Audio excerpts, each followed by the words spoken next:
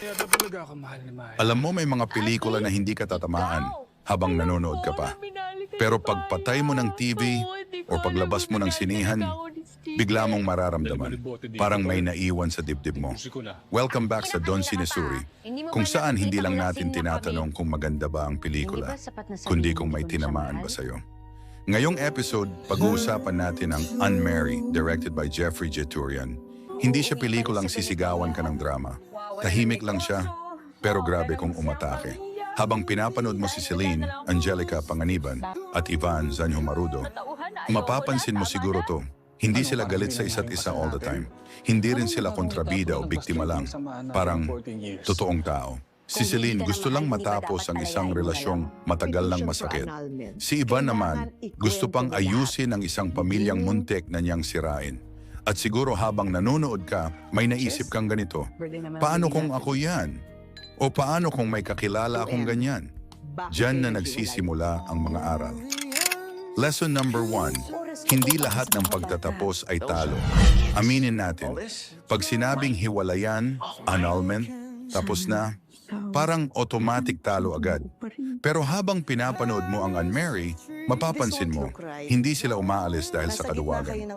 Umaalis sila dahil pagod na silang masaktan. Minsan, ang tapang hindi yung manatili, kundi yung umamin sa sarili na hindi na to healthy.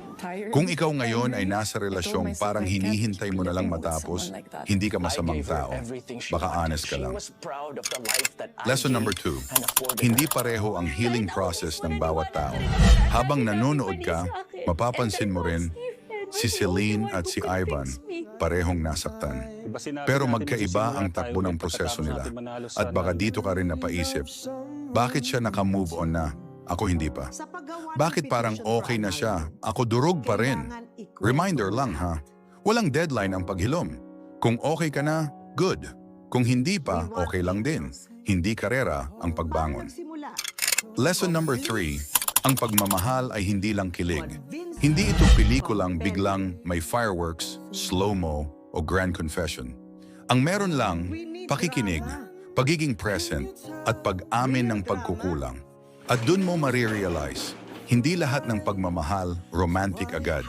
Minsan, nagsisimula lang siya sa, hindi kita iiwan sa pinakamahirap mong version.